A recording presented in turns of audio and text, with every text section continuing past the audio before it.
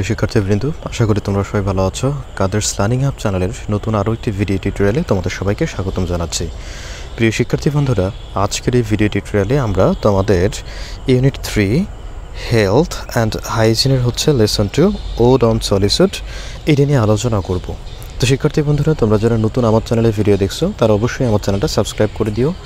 আর এই video tutorial থেকে যদি তোমাদের শেখার মতো কিছু থাকে বা তোমরা যদি এটাকে হেল্পফুল মনে করে থাকো তাহলে অবশ্যই আমার এই ভিডিওতে একটা লাইক করে দিও। তো দেখো, শুরুতে যে ওড অন সলিসিউড, এই সলিসিউড শব্দের অর্থ হচ্ছে যে নিঃসঙ্গতা, একাকিত্ব। আর ওড শব্দের অর্থ হচ্ছে বন্দনা, প্রশস্তি, প্রার্থনা। তো শুরুতে যে কোনো একটা কবিতা পড়ার ক্ষেত্রে আমাদের এটার মূলভাব জানতে হবে। তার কারণ হচ্ছে কবিরা সাধারণত ছন্দ আকারে তাদের মনের ভাব প্রকাশ করে থাকেন, যেটা সাধারণ পাঠকের কাছে একটু বুঝতে সমস্যা হয়। তো এ কারণেই আমরা এই কবিতা, লেখক হচ্ছে আলেকজান্ডার পোপ, সেই আলেকজান্ডার পোপের এই লেখাটার আমরা থিম বা মূলভাব, কবি এখানে কি বোঝাতে চেয়েছেন সেটা নিয়ে শুরুতে আলোচনা করব। তো দেখো যে এই কবিতায় কবি সুখী জীবনের কথা বলেছেন। তিনি মনে করেন সত্যিকারের সুখ টাকা পয়সা বা বড় বাড়িতে নয়, বরং সহজ সরল জীবনে পাওয়া যায়। সুখী মানুষ হলো সে যার নিজের ছোট্ট জমি আছে, যেখানে সে শান্তিতে বসবাস করতে পারে।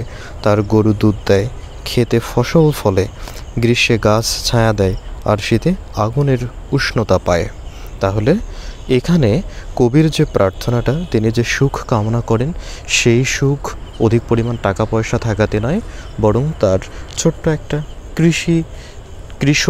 কৃষক যেভাবে জীবনযাপন করে, তো সেরকম তিনি প্রার্থনা করেন যে আমার যদি কৃষকের এরকম একটা জীবন হয় সেক্ষেত্রে আমি সুখে থাকব।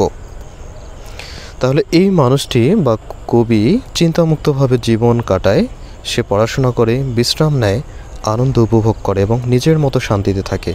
কবি চান তার জীবন যেন কারো নজরে না আসে, আর মৃত্যুর পরও যেন কেউ তাকে নিয়ে শোক না করে। তিনি নিরিবিলি জীবন কাটাতে চান এবং চুপচাপ পৃথিবী থেকে বিদায় নিতে চান। কবিতাটি প্রকৃতির কাছাকাছি থাকা, সহজ জীবনযাপন এবং মানসিক শান্তির প্রশংসা করে। তাহলে আশা করি তোমরা মূলভাবটা বুঝতে পেরেছ। তাহলে এখানে কবি কিভাবে সময় কাটায়, পড়াশোনা করে, বিশ্রাম নিয়ে, আনন্দ উপভোগ করে এবং নিজের মতো সে শান্তিতে থেকে সে মানুষের সংস্পর্শে এড়িয়ে চলে।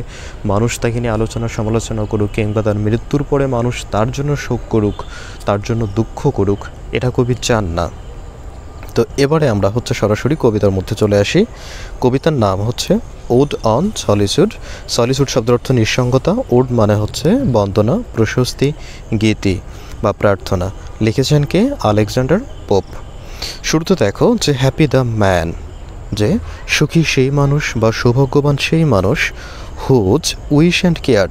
এখানে উইশ শব্দের অর্থ ইচ্ছা এবং কেয়ার শব্দের অর্থ যত্ন, যার ইচ্ছা এবং যত্ন অফ ফিউ অল্প কিছু বা গুটি কয়েক, প্যাটার্নাল শব্দের অর্থ হচ্ছে পৈতৃক, অ্যাকর্স বাউন্ড, অ্যাকর্স মানে হচ্ছে এখানে জমি, বাউন্ড মানে হচ্ছে যে বাধা, অর্থাৎ এখানে যার কয়েকটি পৈতৃক জমির সীমানায় বাধা।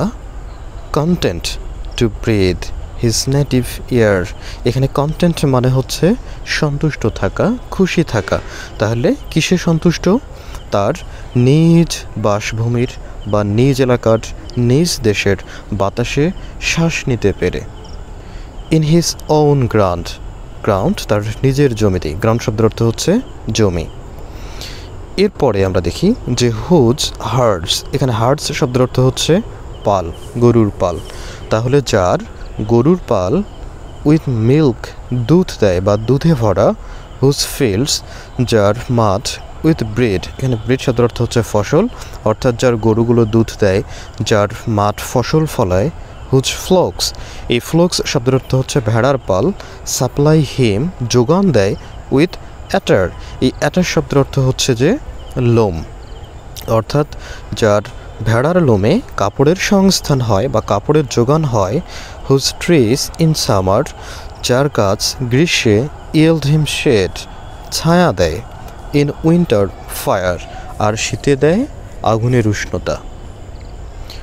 ব্লেসড হু ক্যান আনকনসার্নলি ফাইন্ড, তাহলে ব্লেসড হু ক্যান আনকনসার্নলি ফাইন্ড শব্দের অর্থ হচ্ছে যে ধন্য সেই জন যে চিন্তাহীনভাবে কাটিয়ে দেয় hours, ঘন্টা, days, দিন, and years slide soft away. এই যে ঘন্টা, দিন এবং বছরকে মসৃণভাবে চলে যেতে দেয়, বয়ে যেতে দেয়। ইন হেলথ অফ বডি, শরীরের সুস্থতা, পিস অফ মাইন্ড, মানসিক শান্তির মাঝে, কোয়াইট বাই ডে, নিশ্চিন্ত দিনে। সাউন্ড স্লিপ বাই নাইট, এই যে রাতের গভীর ঘুম, স্টাডি, পড়াশোনা, অ্যান্ড ডেজ, এবং মানসিক শান্তি টুগেদার মিক্সড। এখানে হচ্ছে এটা সাইলেন্ট আছে অ্যাপোস্ট্রফি দিয়ে, যে একসঙ্গে মিলেমিশে সুইট রিক্রিয়েশন, একটা মধুর বিনোদন তৈরি করে। রিক্রিয়েশন শব্দের অর্থ হচ্ছে বিনোদন, একটা মনোরম বা মধুর বিনোদন তৈরি করে বা বিনোদন দেয় কবিকে। অ্যান্ড ইনোসেন্স, এবং এই নিষ্পাপ, হুইচ মোস্ট ডাজ প্লেজ, নিষ্পাপ জীবন যা তাকে সবচেয়ে বেশি আনন্দ দেয়। উইথ মেডিটেশন, ধ্যানের সঙ্গে। তাহলে তিনি এই যে ধ্যান করার মাধ্যমে যে ইনোসেন্ট লাইফ বা নিষ্পাপ জীবন যেটা পান, সেটা তিনি বেশি এনজয় করেন। এর পরের লাইনগুলোতে দেখো যে দাস, এভাবেই লেট মি লিভ, আমি বাঁচতে চাই, আমাকে বাঁচতে দিন। আনসিন, অদেখা, আননোন, অজানা হয়ে, অর্থাৎ আমি এভাবেই বাঁচতে চাই, কেউ আমাকে না দেখুক, কেউ আমাকে না চেনুক, আমার পরিচিতি বেশি না হোক। দাস, এভাবে আনল্যামেন্টেড, এই যে ল্যামেন্ট শব্দের অর্থ পরিতাপ করা বা অনুশোচনা করা, আনল্যামেন্ট মানে হচ্ছে নিশ্চিন্তে বা পরিতাপ না করেই, অনুশোচনা না করেই। লেট মি ডাই, যে এভাবেই কষ্ট ছাড়া, অনুশোচনা ছাড়া আমি মরতে চাই। Steal from the world, steal মানে হচ্ছে চুরি করা, ফ্রম দ্য ওয়ার্ল্ড অর্থাৎ পৃথিবী থেকে চুরি করার মতো নিঃশব্দে আমি হারিয়ে যেতে চাই। অ্যান্ড নট আ স্টোন, এখানে অ্যান্ড নট আ স্টোন পুরো শব্দটার অর্থ হচ্ছে নিঃশব্দে, যে আমি পৃথিবী থেকে নিঃশব্দে হারিয়ে যেতে চাই। টেল, বলো, হোয়ার আই লাই, যে আর আমার অবস্থানটা যেন কেউ না জানে। আশা করি তোমরা কবিতাটা বুঝতে পেরেছো। এবারে আমরা আনসারগুলো দেখব। যে ফার্স্ট ওয়ানে কী বলা আছে, যে what things does a happy man have, তাহলে একজন সুখী মানুষের কি কি থাকে। A happy man has a few acres of paternal lands, flocks and trees, তাহলে একজন সুখী মানুষের কিছু পৈতৃক জমি থাকে, কিছু গবাদি পশুর পাল থাকে এবং গাছপালা থাকে বা একটা বাগান থাকে। 2 নম্বর প্রশ্ন হচ্ছে how does he pass his time, এখানে কবি কীভাবে তার সময় কাটান। হি স্পেন্ডস হিজ টাইম হ্যাপিলি, তাহলে তিনি আনন্দে বা সুখে তার সময় কাটান। হি স্টাডিজ, পড়াশোনা করেন। রেস্ট, বিশ্রাম নেন। এনজয়স, উপভোগ করেন। প্রেইজ, প্রার্থনা করেন। অ্যান্ড লিভস উইদাউট ওরিস, এবং চিন্তা ছাড়াই তার জীবন কাটান। 3 নম্বর প্রশ্ন দেখো যে how does he wish to die, তিনি কিভাবে মারা যেতে চান। He wants to die quietly, তিনি শান্তভাবে মরে যেতে চান বা তিনি নীরবে মরতে চান। সো দ্যাট, যাতে নো ওয়ান ফিলস স্যাড, কেউ দুঃখ না পায়। অ্যান্ড নো ওয়ান নোজ, এবং কেউ যাতে না জানে হোয়ার হিজ গ্রেভ ইজ, তার কবরটা কোথায়। তাহলে কবি কাউকে তার কবরটাও জানতে দিতে চান না। 4 নম্বর প্রশ্ন যে how do you think you can be happy in life, তোমার কি মনে হয় যে তুমি কিভাবে সুখী হতে পারো।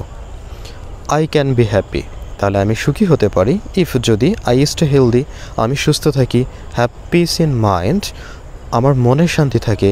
এনজয় স্মল থিংস, এবং এই ছোট ছোট জিনিসগুলো নিয়ে আমি আনন্দ উপভোগ করি। অর্থাৎ জীবনে আনন্দ পেতে গেলে আমার সব কিছু থাকতে হবে তা না, এই যে ছোট ছোট যে প্রাপ্তি যেগুলো আছে, যা পাই, সেগুলো নিয়েই যেন আমি সন্তুষ্ট থাকি, সেটা বলা হচ্ছে। অ্যান্ড ডু নট ওরি টু মাচ, এবং খুব বেশি যেন দুশ্চিন্তা না করি। প্রিয় শিক্ষার্থী বন্ধু, আশা করি তোমাদের ইউনিট 3 এর লেসন 2 ওড অন সলিসিউড বা নিঃসঙ্গতার প্রার্থনা তোমরা বুঝতে পেরেছো। তো তোমরা যারা নতুন আমার চ্যানেলে ভিডিও দেখছো, তারা অবশ্যই আমার চ্যানেলটা সাবস্ক্রাইব করে দিই।